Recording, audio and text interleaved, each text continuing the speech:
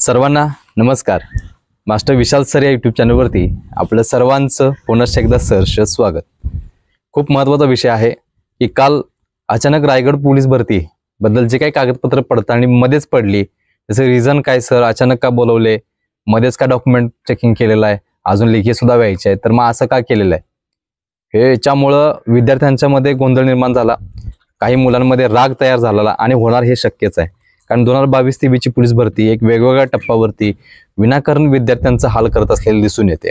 त्याच्यावरतीच आपला आजचा व्हिडिओ असणार आहे। सो चॅनलवर नवीन असाल तर विनंती करतोय, चॅनलला आताच सबस्क्राईब करून घ्या, जेणेकरून अशीच ऑथेंटिक इन्फॉर्मेशन तुम्हाला वेळेवर पोहोचवेल। तर रायगड पोलीस भरती ही पूर्ण झालेली आहे। तुम्ही सर्वांनी बघितलेला होता की शेवटचं टाइम टेबल पर्यंत मी पूर्ण विश्लेषण तुम्हाला दिलेलं होतं। अगदी महिला, पुरुष, त्याच्यामध्ये चालक असेल, शिपाई असेल, बॅट्समन असेल, सगळी इन्फॉर्मेशन टाइम टेबल सकट तुम्हाला दिलेलं होतं। पण अचानक काल एक कागदपत्र पडताळणीचं जे काही सिरीज नंबर आहे, चेस्ट क्रमांक वगैरे त्याच्यामध्ये किंवा अनुक्रमणिका म्हणून दिलेला आहे, आणि त्याच्या खाली पूर्णपणे PDF दिलेले आहे की इथपासून ते इथपर्यंत मुलांचं 2 दिवस जे काही कागदपत्र पडताळणी आहे त्याचं पूर्ण त्याच्यामध्ये PDF दिलेली आहे। सो हा महत्त्वाचा विषय आहे की पहिला आपण तो JR वाचूया। JR वाचल्यानंतर तुम्हाला मी याचं त्यांनी जे ऑफिशियल कारण सांगितलंय ते तुम्हाला मी शेवटी सांगणार आहे। पहिला आपण JR वाचू। पोलीस अधीक्षक कार्यालय रायगड अलिबाग, पोलीस भरती सन 2022-23 उमेदवारांसाठी सूचना आलेल्या आहेत। सोबत जोडलेल्या यादीतील उमेदवार यांनी खालील नमूद अनुक्रमांकाप्रमाणे त्यासमोर दर्शवलेल्या तारखेस सकाळी ठीक 8 वाजता पोलीस मुख्यालय अलिबाग जंजिरा सभागृह येथे खालील नमूद मूळ कागदपत्रांसह सदर कागदपत्रांच्या छायांकित सत्यप्रती 1 संचासह व 2 पासपोर्ट साईज फोटोसह कागदपत्र पडताळणीसाठी न चुकता उपस्थित राहावे म्हणून त्यांनी सांगितलेलं आहे। म्हणजे तुमचे जे कागदपत्र असतील, तुम्ही जे आवेदन अर्जामध्ये फिलअप केलेला होता डॉक्युमेंट, ते सगळे ओरिजिनल कागदपत्र प्लस त्याच्यासोबत एक तुमचा झेरॉक्स सेट त्यांनी सांगितलेला आहे। त्यांनी एक सांगितलंय, तुम्ही 2 घेऊन जायचं, लक्षात ठेवायचं। त्या पद्धतीनं त्याचबरोबर 2 पासपोर्ट साईज फोटो सांगितले, तुम्ही 6 फोटो घेऊन जायचं आहे। जास्त आपल्याकडे मटेरियल असावं, डॉक्युमेंट असावे। त्याच पद्धतीनं अनुक्रमांक दिलेला आहे आणि दिनांक पण दिलाय। जे काही PDF दिले त्या PDF मधली जवळजवळ 1 ते 2210 विद्यार्थी आहेत। आता याच्यामध्ये फक्त बॉईज आहेत, याच्यामध्ये गर्ल्स नाही आहेत, तर गर्ल्स कधी होणार वगैरे वगैरे सगळी इन्फॉर्मेशन मी याच व्हिडिओमध्ये शेवटी देणार आहे, लक्षात ठेवायचं। तर अनुक्रमांक 1 ते 1105 ही दिनांक 31/7/2024 म्हणजे आजच, काल परवा मुलं हे करून दिलेत, ग्राउंड देऊन गेले, त्यांना लगेचच दुसऱ्या दिवशी त्या मुलांना तर बिचाऱ्यांना त्या दिवशी तर कागदपत्र पडताळणी करून पोच करायचं। पूर्ण महाराष्ट्रातून मुलं येतात रायगडला, कसं यायचं माहित नाही, कसं राहायचं माहित नाही, पोरं उपाशी राहून ग्राउंड मारल्यात, ती पोरं घरात पोहोचत नाही तोपर्यंत लगेच यादी लावल्यात। म्हणजे जरा तर विचार करावा पोरांचा, जरा सुद्धा विचार नाही पोरांचा। तुम्हाला अधिकार दिले, तुम्हाला बसवले, मग थोडाफार विचार करा। अजून 15 ऑगस्ट 15 सप्टेंबर लांब आहे, पुढे घ्या ना, 7-8 दिवस घ्या, नंतर चालत होतं, किंवा बाकी विश्लेषण मी नंतर बघेन। कारण की या गोष्टी मला सुद्धा पटायला नाहीत, लक्षात ठेवा। कारण की एक प्रोसेस असते पोलीस भरतीची, ती प्रोसेस त्यांनी फॉलो करायची पाहिजे होती, त्याच्यामध्ये ते कुठेतरी चुकताय, तेवढं लक्षात ठेवायचं। सो मी ते शेवटी बोलणंच, पण 1 ते 1105 पर्यंत 31 तारखेला सांगितल्यात, आणि 1106 ते 2210 पर्यंत 1 ऑगस्टला त्यांनी सांगितलेलं आहे। आता याच्यामध्ये त्यांनी काय काय आणायला सांगितले बघा। आवेदन अर्ज, जे काय ऑनलाईन आवेदन अर्ज आहे तो आवेदन अर्ज, आणि सोबत या कार्यालयाकडून देण्यात आलेले प्रवेशपत्र म्हणजे ऑफिशियल प्रवेशपत्र, त्याच्यामध्ये मग तुमचं ग्राउंडचं प्रवेशपत्र असेल, ते ग्राउंडचं प्रवेशपत्र तुम्हाला घेऊन यायचं आहे। जन्माचा दाखला किंवा शाळा सोडल्याचा दाखला किंवा बोनाफाईड प्रमाणपत्र यापैकी एक सांगितले बघा। परत सांगतोय, जन्माचा दाखला, शाळा सोडल्याचा दाखला किंवा बोनाफाईड दाखला यापैकी एक कोणतेही तुमच्याकडे डॉक्युमेंट असणं गरजेचं आहे। नंतर 10वी गुणपत्रक व बोर्ड सर्टिफिकेट सांगितलेलं आहे। नंतर 12वी गुणपत्रक व बोर्ड सर्टिफिकेट सांगितलेलं आहे। या दोन्ही गोष्टी 2-2 पाहिजेत। तुमचं मार्कलिस्ट वगैरे आणि तुमचं सर्टिफिकेट हे दोन्ही सुद्धा पाहिजे, लक्षात ठेवायचं, एक घेऊन जायचं नाही। उच्च शिक्षण असल्यास व प्रमाणपत्र, जर तुम्ही 12वी पास झालेला आहेत, जर तुमचे ग्रॅज्युएशन झाले, पोस्ट ग्रॅज्युएट तुम्ही झाला असाल, जर तुम्ही फॉर्म मध्ये भरला असाल की माझी उच्च पदवी आहे म्हणून, तरच तुम्ही घेऊन जायचं आहे। तुम्ही फॉर्म मध्ये भरला नसाल, फक्त 12वी बेसवर तुम्ही फॉर्म भरला असाल, तर तुम्हाला हायर एज्युकेशनचे डॉक्युमेंट घेऊन जायची गरज नाही। पण तुम्ही जर पदवीला यस केला असेल तर तुम्हाला पदवीचे सर्टिफिकेट वगैरे त्याचे घेऊन जावे लागतील। 6वा डोमासाईल सर्टिफिकेट म्हणजेच अधिवास प्रमाणपत्र, म्हणजे मी महाराष्ट्राचा रहिवासी आहे याच्यासाठी। जातीचा दाखला असल्यास जात वैधता प्रमाणपत्र, तुम्हाला जातीचा दाखला आता द्यावा लागेल। जात वैधता प्रमाणपत्र नसेल तर परत तुम्हाला पुढे 6 महिन्याच्या आतमध्ये दिलं तरी चालते, त्याचे काही टेन्शन घ्यायची गरज नाही। 8वा आहे खुला, अजा व अज वगळून इतर सर्व मागासवर्गीयांकरता नॉन क्रिमिनल म्हणजे NCL प्रमाणपत्र लागणार आहे. इयत्ता 12वी समकक्ष इतर शैक्षणिक अर्हता गुणपत्रक व प्रमाणपत्र. जर तुमची 12वी रेग्युलर झाले नसेल तर तुम्ही डिप्लोमा बेसिस, तुम्ही ITI बेसिस वगैरे असेल, जे 12वी समकक्ष पदवी जे आहे ते ग्राह्य धरले जातात. त्याचा पण एक वेगळा GR आहे. त्याच्या समकक्ष तुमचं जर 12वी समकक्ष जर तुमची एज्युकेशन असेल तर सुद्धा तुम्हाला त्याचे डॉक्युमेंट घेऊन जायला सांगितलेलं आहे. समांतर आरक्षणाचे प्रमाणपत्र जसे की प्रकल्पग्रस्त, भूकंपग्रस्त, खेळाडू असेल, खेळ संचालन म्हणजे जे सर्टिफिकेट अप्रूव्हल होते पुणे बालेवाडीतलं ते तुम्हाला घेऊन जाणं गरजेचं आहे. पोलीस पाल्य असेल, होमगार्ड असेल, माजी सैनिक असेल तर यांची डिस्चार्ज बुक म्हणून त्यांनी सांगितलेलं आहे. या सगळे डॉक्युमेंट समांतर आरक्षणाचे तुमचे ओरिजिनल सोबत जर खेळाडू वगैरे असेल तर त्यांच्याकडे साठी तुमचं सर्टिफिकेट पण लागते, स्टेट लेवलचं असेल काय असेल तुमचं. त्याच पद्धतीने तुमचं जे स्पोर्ट्सचे डॉक्युमेंट व्हेरिफिकेशन होते बालेवाडीला तिथलं तुमचं व्हेरिफिकेशनचं लेटर पाहिजे तरच तुम्हाला तिथं भरली जातात. काल 2-4 मुलांनी मला मेसेज केला स्पोर्ट्सच्या, त्यांच्याकडे कोणत्याही पद्धतीनं लिगली स्पोर्ट्स नाही आहे, IOCची मान्यता नाही आहे, महाराष्ट्राची राज्याची मान्यता नाही, असे सुद्धा खेळ खेळलेले आहेत आणि त्याच्यावरती त्यांनी फॉर्म भरलेले आहेत आणि त्यांना माहीत पण नाही की बाबा हे कसं करतात, कसं व्हेरिफिकेशन करतात, कुठं होते, काही माहीत नाही. त्याच्या फॉर्म भरलात त्या मुलांना सांगतोय त्यांना आत्ताच डिस्क्वालिफाय करणार. मुंबईला असाल तर तुम्हाला सुरुवातीला करणार नाहीत, पण तुम्हाला पुढं शेवटी ज्यावेळी डॉक्युमेंट चेकिंग होईल त्यावेळी मात्र तुम्हाला स्पोर्ट्सचं व्हेरिफिकेशन नसेल, लिगली खेळ नसेल तुमचा, कुठलाही असाच खेळ असेल इन्व्हिटेशनल वगैरे तर तुम्हाला तिथं चालणार नाही, तुम्हाला डिस्क्वालिफाय करणार. समजलं? सो अशा पद्धतीनं 11वा मुद्दा आहे माजी सैनिकाचे पाल्य कुटुंबीय यांनी युद्ध काळात किंवा युद्ध नसताना सैनिकी सेवेत मृत्यू झाल्याचे किंवा अपंगत्व येऊन त्यामुळे नोकरीसाठी अयोग्य झाल्याचे मूळ कागदपत्र प्रमाणपत्र आणावेत. नंतर 12वा मुद्दा आहे अनाथाबाबतचं प्रमाणपत्र म्हणजे अनाथ सर्टिफिकेट तुमच्याकडे पाहिजे. NCC असेल तर NCC साठी तुम्हाला C सर्टिफिकेट वगैरे पाहिजे आहेत. 14 मुद्दा आहे खुला अजा व अज वगळून महिला समांतर आरक्षणाकरता इतर मागासवर्गीय महिला उमेदवारांचे NCL प्रमाणपत्र लागणार म्हणून त्यांनी सांगितलेलं आहे. आर्थिकदृष्ट्या दुर्बल घटक प्रवर्गातून आवेदन अर्ज केला असल्यास EWS प्रमाणपत्र पाहिजे म्हणून त्यांनी सांगितलेलं आहे. शैक्षणिक व सामाजिक दृष्ट्या मागास प्रवर्गातून आवेदन अर्ज केला असल्यास SCBC प्रमाणपत्र लागणार म्हणून त्यांनी सांगितलेलं आहे. नंतर ओळखपत्र तुमचं आधार कार्ड, मतदान कार्ड, वाहन चालक जसं मी सांगितलं तुमच्याकडे अदर जे एक्स्ट्रा डॉक्युमेंट असतील ते तुम्हाला घेऊन जायची आहेत.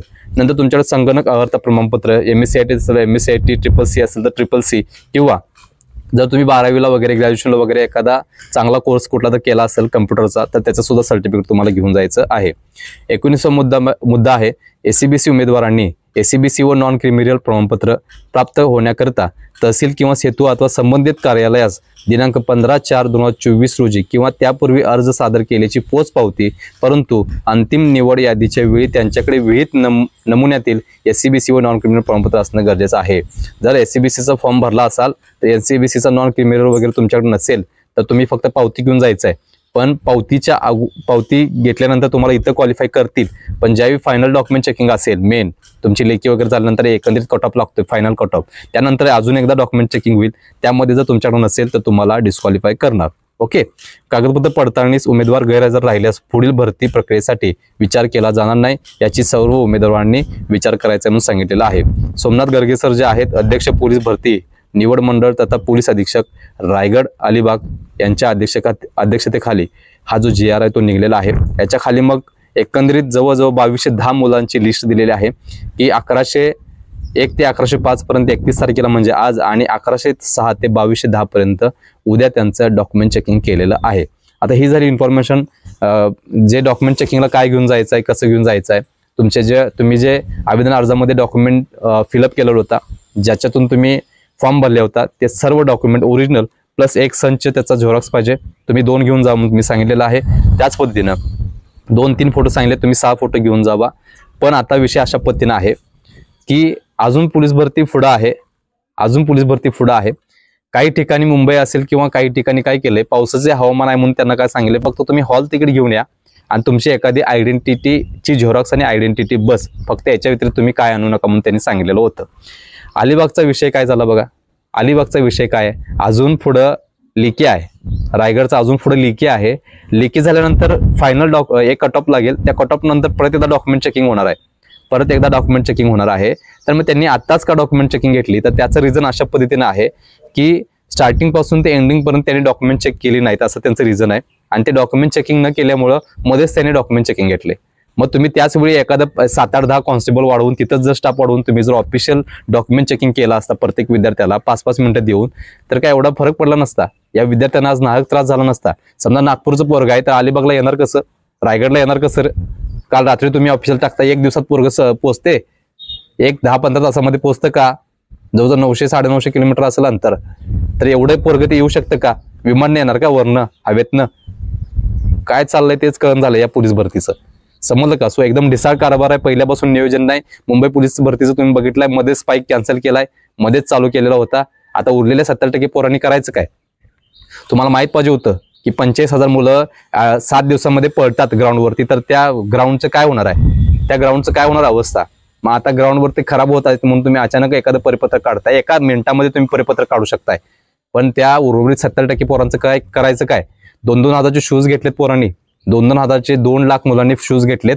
याचा भुर्दंड त्या पोरांच्या आयुष्यावर बसलेला लक्षात ठेवायचं. आता शूज काय ते तुळीला बांधून पुजून ठेवू देत का. असं नसतं. सर्वांना सन्मान नाही द्यायला पाहिजे होता. तुम्ही एकदम चुकीचं कारभार केलेला आहे. आणि अलिबागच्या विषयी तर बोलायचा विषय नाहीये. तुम्ही जे कारण दिलंय की फिजिकल वेळी त्यांनी डॉक्युमेंट चेकिंग करायला नव्हती म्हणून आम्ही डॉक्युमेंट चेकिंग आता करत आहोत. अरे म्हणजे काय, हे कुठं चुकीचं आहे लक्षात ठेवायचं. त्यावेळी तुम्ही स्टाफ वाढवला असता, 10 ते 15 स्टाफ केला असता. डॉक्युमेंट चेकिंग हे एखाद्या छताखाली सुद्धा होते. पण आता ते पोरांना किती महाग पडलं. आता पोरांना आणि तुम्ही सरळ सांगितलं ह्या डॉक्युमेंट चेकिंगला तुम्ही जर उपस्थित राहिला नाही तर पुढे कोणताही विचार केला जाणार नाही. म्हणजे काय, सरळ सरळ गैरहजर देणार, अब्सेंटी देणार आणि तिथून तुम्ही डिस्क्वालिफाय होणार. सरळ सरळ डिस्क्वालिफाय होणार. यामध्ये विद्यार्थ्याची चुकी आहे का. तुम्ही 4-5 दिवस अगोदर सांगायचं कमीत कमी. पुढे दिवस आहेत ना, पुढे दिवस आहेत. 11 तारखेला तुम्ही लेखी घेतलाय, बरोबर आहे. 4-5 तारखेला घ्यायचं ना डॉक्युमेंट चेकिंग. तुम्हाला घ्यायचंच आहे तर विद्यार्थ्यांना त्रास द्यायचाच आहे तर, पण ह्याच्यापेक्षा पण तुम्ही जास्त त्रास देताय. अवघड आहे विषय. काय करायचं पोरांनी. एक तर गृह खात्याला काळजी नाही, देवेंद्र फडणवीसांना काळजी नाही. पण तुम्ही जर एखाद्या भरतीचे प्रमुख असाल तर थोडा तर विद्यार्थ्यांचा विचार करायला पाहिजे होता. काल पोरं अजून घरीच पोहोचायचे तोपर्यंत तुम्ही GR काढताय की त्यांनी डॉक्युमेंट घेऊन यायचं आहे. आणि येताना त्यांनी डॉक्युमेंट सगळे आणलेले नसतात. त्यासाठी त्याला परत घरला जावं लागणारच आहे. जो निम्म्यात असू दे, पोचलेला असू दे किंवा निघालेला असू दे, त्याला घरात जाऊन डॉक्युमेंट घेऊनच यावे लागणार आहेत. हे सत्य आहे. पण तुम्ही पुढे 4-5 दिवस द्यायचं ना. तुम्ही तुमचं जर असं नियोजन होतं तर तुम्ही ज्यावेळी शेवटची एक डेट वाढवलेली होता, शेवटी ज्यावेळी डेट वाढवली होती डिपार्टमेंटनं शेवटची संधी म्हणून, त्या शेवटच्या संधीच्या अगोदर सांगायला पाहिजे होता की जी काही पाठिंबाची शेवटची संधी आलेली मुलं आहेत त्यांनी मूळ कागदपत्र घेऊन येतात. ती तर 1,000-2,000 पोरांनी तिथं तर डॉक्युमेंट चेकिंग झालं असतं. तुमचं पण काम सोपं झालं असतं, तुमच्यावर पण एवढा लोड आला नसता आणि ते विद्यार्थ्यांना पण सोपं झालं असतं. स्टार्टिंगची मुलं आहेत ती निवांतपैकी येऊ शकतात. ज्यांचं ग्राउंड स्टार्टिंगला चालू झालेलं आहे ती मुलं निवांतपैकी येऊ शकतात. पण अलीकडे जे मुलं गेलेत ती मुलं घरात पोहोचून येणार कधी सांगा 1 दिवसामध्ये. एवढं सोपं आहे का. थोडं तर विचार करायला पाहिजे होता. काहीच विचार नाही पोरांचा. मग कसं होणार. म्हणजे एकतर प्रशासन आणि शासन दोघांनी पण मुलांना त्रास द्यायचा ठरवलेला आहे. थोडाफार विचार करायला पाहिजे होता. तुम्ही क्लास 1 असाल, क्लास 2 असाल, क्लास 3 असाल, क्लास 4 असाल, विषय त्याचा नाहीये. तुम्ही सुद्धा 0तनं वरती गेलेला असताय. वर्दी मिळवताना काय होतंय हे सगळ्यांनाच माहित आहे, सगळ्यांनाच माहित आहे. पण आपण ज्या ह्याच्यातून या मातीतून वरती आलोय 0तनं आणि एका चेअरवर बसलोय आणि आज आपण एखाद्या भरतीचे प्रमुख आहोत, मेन आहोत, स्टाफ आहोत, तर थोडंफार विचार करायला पाहिजे होतं की बाबा अशी भरती याच्या मागे कधीच झाली नव्हती. हे मी पण सांगतोय, ह्याच्या मागे अशी भरती कधीच झाली नव्हती. एवढा विद्यार्थ्यांना नाहक त्रास झालाय, एवढा विद्यार्थ्यांना नाहक त्रास झालेला आहे. आणि ह्याच्यापेक्षा सुद्धा मुंबईला ह्याच्यापेक्षा जास्त होणार आहे. मुंबईच्या पोरांना ह्याच्यापेक्षा जास्त त्रास होणार आहे, एवढं लक्षात ठेवायचं.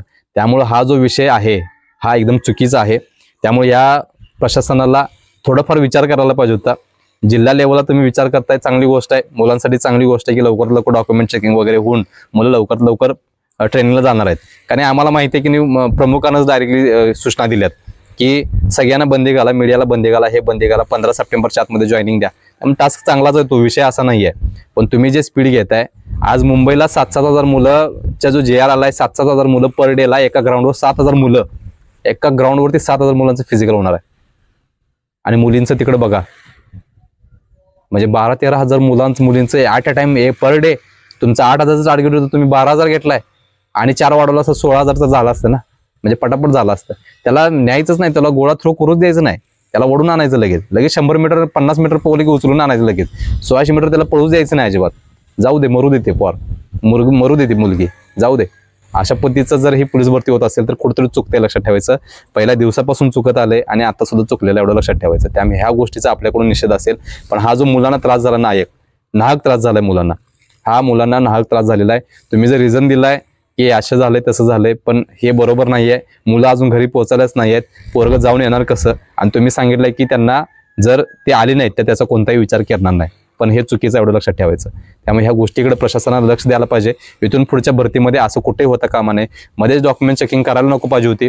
ज्यावेळी तुमचं लेखी होतं, लेखीनंतर जी मुलं पुढे येतील त्या मुलांना एकाचा प्रमाण तुम्ही रेशो देतायच. समजा 2 जर याच्यामध्ये डॉक्युमेंट नसलेले असतील तर 8 जण असणारच आहेत ना. 3-4 नसतील डॉक्युमेंट नसलेले समजा, तर 5 जण 6 जण आहेत ना, त्यांना चान्स भेटणारच आहे ऑटोमॅटिकली. पुढे काय गरजच नाही आहे आता डॉक्युमेंट चेकिंग करायचे. त्यामुळे पुढे लेखी झाल्यानंतर लेखीचा कट ऑफ आहे, नंतर लेखी प्लस ग्राउंडचा cut off plus total cut off आहे, ओव्हरऑल कट ऑफ लागणार आहे. आणि त्या ओव्हरऑल कट ऑफ नंतर तुमचं जे डॉक्युमेंट चेकिंग आहे त्याला तुम्ही हे करायला पाहिजे होता. हे मध्ये विद्यार्थ्यांना 100% त्रास झालेला, एवढं लक्षात ठेवायचं. त्यामुळं आता करायचं काय विषय, तुम्हाला आधीच सांगितलेलं आहे ही भरती वेगवेगळ्या टप्प्यावरती वेगवेगळे निर्णय घेते, त्यांचं ऐकायला पाहिजे. आणि त्यांच्या विरोधात कोण जाऊ शकत नाही सगळ्यांनाच माहित आहे, कोणी जाऊ शकत नाही. त्यामुळं ज्यांचे आता डेट चुकलेले आहे त्या पोरांनी एक काम करा, जर तुम्ही आता सुद्धा ऑन द वे असाल किंवा जात असाल किंवा आता घरात पोहोचला असाल, तुम्हाला आजची डेट आहे पण तुम्हाला पोहोचता आलं नसेल तर उद्या सुद्धा पोहोचलं तरी पोहोचा. तिथं जाऊन रिक्वेस्ट करा, त्यांना वस्तुस्थिती सांगा, समजावून द्या आणि मग तुमचं डॉक्युमेंट चेकिंग करा. जर तुम्हाला पोहोचता आलं नसेल तर पण तुम्ही जायला पाहिजे, समजलं. तर डॉक्युमेंट चेकिंगसाठी सर्वांना शुभेच्छा. सर्व डॉक्युमेंट घेऊन जायचे आहेत, फोटो सुद्धा घेऊन जायचे आहेत. मी सांगितलं त्या पद्धतीने 1 संच नाही 2-2 संच घेऊन जावा. Original document plus extra document असतील तर ती सुद्धा घेऊन जावा, जेणेकरून तुम्हाला एखादा डॉक्युमेंट रिक्त राहील किंवा डॉक्युमेंट तुम्ही दिला नाही तर तुमच्याकडून हमीपत्र वगैरे लिहून घेतात, ते लटांबळ एक वेगळंच मागं लागते. त्यामुळे त्याच्याशी तुम्ही काही करू नका तसलं काय. सगळे डॉक्युमेंट प्लस एक्स्ट्रा डॉक्युमेंट घेऊन जावा. जाताना प्लॅस्टिकच्या 2 कॅरीबॅगमध्ये ओरिजिनल डॉक्युमेंट घाला. बॅग सोबत कंटिन्यू ठेवा. ट्रेनमध्ये असाल तर बॅग सोबत कंटिन्यू ठेवून द्या, कुठेतरी ठेवू नका, वॉशरूमला जाऊ नका, जेणेकरून तुमची बॅग वगैरे चोरीला जाईल. ही प्रिकॉशन घ्या, कारण की दिवस वेगळे आहेत महाराष्ट्रावर सुद्धा. आणि रेल्वेमध्ये वगैरे ट्रेनमध्ये चोराचोरी ह्या गोष्टी होत असतात. आम्ही सुद्धा मोठ्या प्रमाणात प्रवास केलेला आहे. काही वेळा आम्हाला सुद्धा रंग्यात काही लोक सापडलेले आहेत, आम्ही त्यांना RPF कडे सुपूर्द केलेले होते. पण तुम्ही काळजी घ्या, तुम्ही माझे आहात, तुम्ही आमचे आहात. यासाठी म्हणतोय की ट्रेनमधनं येता जाता डॉक्युमेंट सोबत घेऊन जावा. एखादा मित्र असेल तर त्याला पण घ्या, केअरटेकरला, आणि घेऊन जावा. पर्याय नाही, असं तसं हाल झालेलंच आहे आपलं. शेवटचा हाल म्हणायचं, निघून जायचं. ओके, सो सांगितलेला विषय समजावून घ्या. सर्वांना शुभेच्छा देतोय आणि भेटूया पुढच्या व्हिडिओमध्ये. ते म्हणजे CP मुंबईचं 19 जुलैपासून ते 10 ऑगस्टपर्यंत मुला-मुलींची संख्या किती एकंदरीत झालेली आहे ही तुम्हाला फायनल, सर्व JR प्लस एकंदरीत स्ट्रेंथ, चालकची किती संख्या आहे, त्या पद्धतीनं कॉन्स्टेबलची किती संख्या आहे, सर्व विश्लेषण पुढच्या व्हिडिओमध्ये येणार आहे. तर सर्वांना मी शुभेच्छा देतोय आणि मी इथं थांबतोय. धन्यवाद.